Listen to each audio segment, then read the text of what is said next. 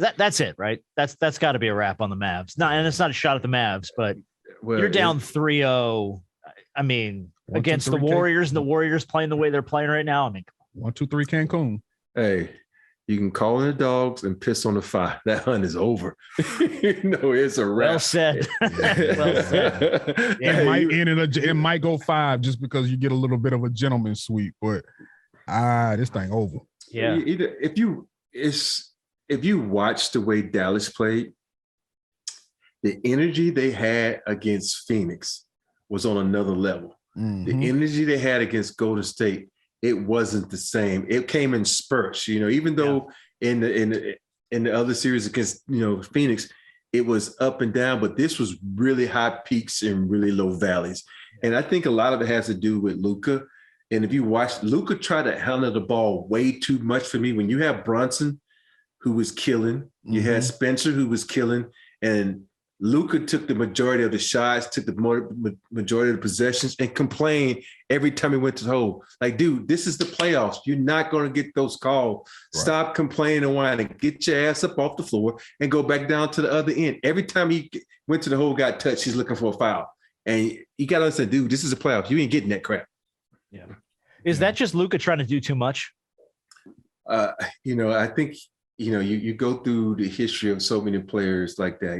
MJ did it, Kobe did it, Dream did it, where they feel like they got to put a team on their back and not realize, hey, you're going to get yours, but you got to get us involved to make it easier for you. And sometimes Luka does that and sometimes he doesn't. If you look at all the games, he go through that period where, okay, everybody's involved. All of a sudden, he go through like a 7-8 minute stretch where he's dribble, takes a bad shot, takes a step back, long three. Yeah, and nobody's involved. And it's so funny. I can almost predict. My son was laughing at me. Christian was like, oh, shot. Shot. I was like, he said, how can you tell? You can look at it. He's looking at the clock. He's looking at the scoreboard. And he feels like, hey, it's on my shoulders. I got to carry the team. No, you got Spencer over there killing. You got, Brunson over there killing, but yet you want to take it upon yourself. Share the ball. Some of the thing I've been harping on like this is you have to sacrifice, man. Guys nowadays, they don't know how to sacrifice to try to make everybody around them better. This. I hope, I'm gonna go off a little tangent right here. Go, man. I hope these NBA coaches and GMs start to understand, okay, a guy can go in the season, hit 5 or 6 threes in a game. Okay, why the fuck are you paying these guys all this money and they can't play defense? I'm glad they got their money. Don't get me wrong. I'm not one of these old heads. I want everybody that has a chance to get paid. But you got to understand who people are and how valuable they are. I'm talking about Duncan Robinson. Hell of a shooter. Mm-hmm. Can't even get on the damn floor in the playoffs.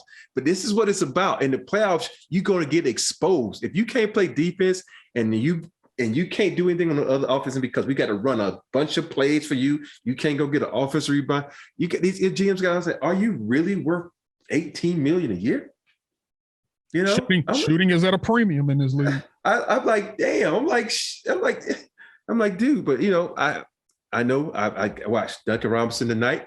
Gonna have a hell of a game. Watch, because I said that. Probably.